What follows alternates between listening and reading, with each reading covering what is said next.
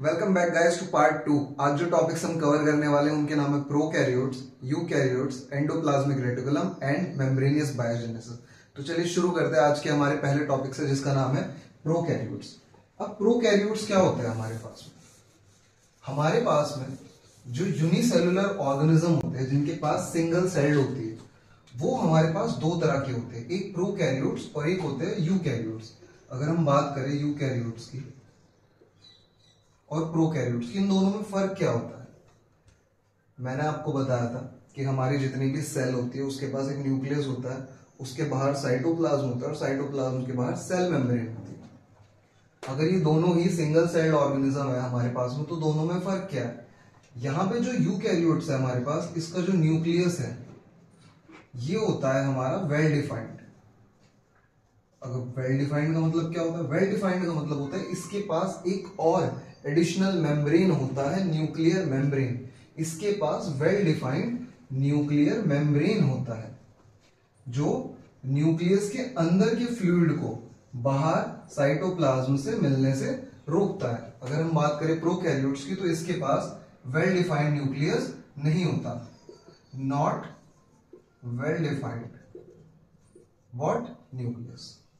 Okay, अगर हम बात करें इनमें दोनों में और क्या फर्क है, अगर देखा जाए इनके एग्जांपल्स लिए जाए, तो ये जो प्रोकैरियोट्स होते हैं हमारे पास में, इसमें आ जाता है हमारे पास में बैक्टीरिया और ब्लू ग्रीन एल्गी।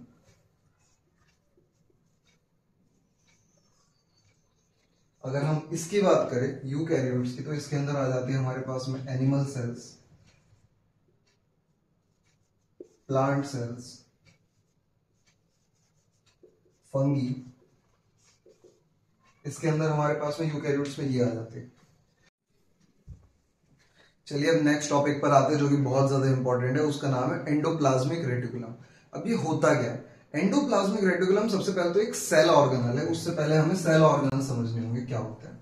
अगर हम सेल ऑर्गेनल्स की बात करें तो एक सेल होती है, ये हमारे पास मान लीजिए कोई भी सेल है, इसके पास ये सेल मेम्ब्रेन है, यहां पर कोई भी फ्लूइड है जिसे हम साइटोप्लाज्म कहते हैं, यहां पर ये हमारा न्यूक्लियस होता है, और न्यूक्लियस और साइटोप्लाज्म मिलकर प्रोटोप्लाज्म बनाते हैं।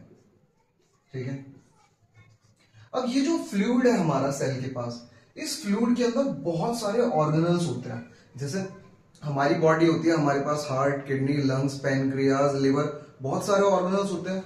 उसी तरीके से हमारे सेल के पास बहुत सारे ऑर्गेनल्स होते हैं। उनमें से एक सेल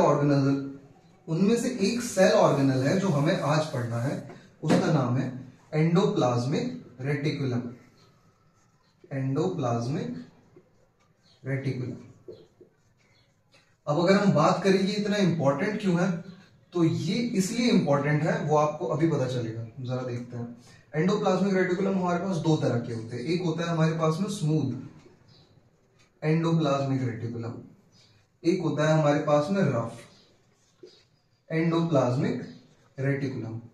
अब ये दोनों एक ऑर्गेनल है हमारे पास में। ठीक है, मान लीजिए ये स्मूथ वाला है, ये हमारे पास में कोई स्वीट है, मान लीजिए ये कोई गुलाब जामुन है आपके पास, ये एक नॉर्मल सा गुलाब जामुन है। गुलाब जामुन कैसा होता है? स्मूथ, सॉफ्ट, ठीक है, स्क्विशी सा।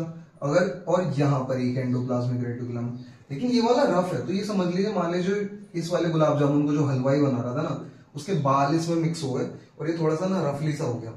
आप इमेजिन कर सकते हैं किस तरह का बन चुका है। तो ये रफ एंडोप्लाज्मिक रेटिकुलम है और ये स्मूथ एंडोप्लाज्मिक रेटिकुलम है। अब ये इंपॉर्टेंट क्यों है ये भी देखते हैं। हमारे पास में जो स्मूथ एंडोप्लाज्मिक रेटिकुलम है, ये गुलाब जामुन का एग्जांपल लिया हमने। गुलाब जामुन क्या होता है? मीठा, और मीठा खाने से हमें क्या मिलता है? फैट मिलता है।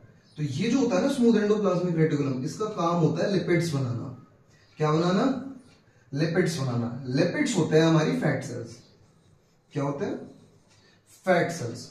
तो इस एग्जांपल से आपको ये समझ में भी आ जाएगा कि एंडोप्लाज्मिक रेटिकुलम का एक पार्ट होता है स्मूथ एंडोप्लाज्मिक रेटिकुलम, जिसका एग्जांपल हमने गुलाब जामुन से ले लिया, और उसका काम होता है फैट प्रोड्यूस करना, मतलब लिपिड्स प्रोड्यूस करना। अब अगर हम रफ की बात करें, मान लीजिए ये वाला रफ है और इस वाले गुलाब जामुन के पास क्या थे? हेयर, ये बाल आ गए थे हलवाई के बनाते हुए। ठीक है, तो बाल हमारे किससे बनते हैं? बाल हमारे बनते हैं प्रोटीन से। तो इस वाले को खाएगा तो कोई नहीं, लेकिन फिर भी इससे हमें याद हो जाएगा कि इससे हमें क्या मिल रहा है? प्रोटीन मिल रहा है। ये क्या मैन्युफैक्चर कर रहा है? प्रोटीन मैन्युफैक्चर कर रहा है। कैसे कर रहा है? इन बालों की मदद से। इन बालों का भी कुछ नाम है, मतलब इन्हें हम बोलते हैं राइबोसोम्स बोलते हैं। क्या बोलते हैं? राइबोसोम्स। सेल ऑर्गेनल के अंदर राइबोसोम्स वर्ड हम बहुत बार सुनेंगे। जब भी राइबोसोम वर्ड आ जाएगा कहीं पर भी तो समझ जाइए कि वहां पर प्रोटीन की मैन्युफैक्चरिंग हो रही है, और जहां पर प्रोटीन की मैन्युफैक्चरिंग हो रही है वहां पर राइबोसोम्स प्रेजेंट होंगे। ठीक है, तो रफ एंडोप्लाज्मिक रेटिकुलम और स्मूथ एंडोप्लाज्मिक रेटिकुलम एक बार और दोबारा देख लेते हैं। एंडोप्लाज्मिक रेटिकुलम हमारा एक सेल ऑर्गेनल है, सेल का एक पार्ट है जो साइटोप्लाज्म फ्लूइड के अंदर होता है। उसके बाद इसके दो पार्ट होते हैं, एक स्मूथ एक rough. Smooth endoplasmic reticulum lipids produce करता है और रफ एंडोप्लाज्मिक रेटिकुलम हमारे प्रोटीन्स प्रोड्यूस करता है, और ये दोनों मिलकर, प्रोटीन और लिपिड दोनों मिलकर बनाते हैं सेल मेम्ब्रेन। क्या बनाते हैं दोनों मिलकर? सेल मेम्ब्रेन बनाते हैं दोनों मिलकर। इसलिए एंडोप्लाज्मिक रेटिकुलम हमारा बहुत ज्यादा इंपॉर्टेंट है। ये हमारे पास में नॉर्मल सी सेल है, इसके पास न्यूक्लियस है, इसके पास सेल मेम्ब्रेन है और इसके पास साइटोप्लाज्म है। ये तीन बेसिक फीचर तो सभी सेल के पास होते हैं हमारी। तो सेल मेम्ब्रेन तो सबसे ज्यादा इंपॉर्टेंट है, जो इसके फ्लूइड को, इसके ऑर्गेनल्स को कंटेन करके रखता है। तो सेल मेम्ब्रेन कौन बना रहा है? एंडोप्लाज्मिक रेटिकुलम, जो इसका एक ऑर्गन है।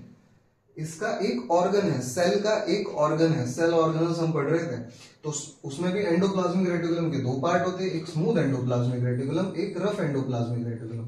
स्मूथ एंडोप्लाज्मिक रेटिकुलम लिपिड्स बनाता है और रफ एंडोप्लाज्मिक रेटिकुलम हमारा प्रोटीन बनाता है, और ये दोनों मिलकर क्या बनाते हैं? Cell membrane.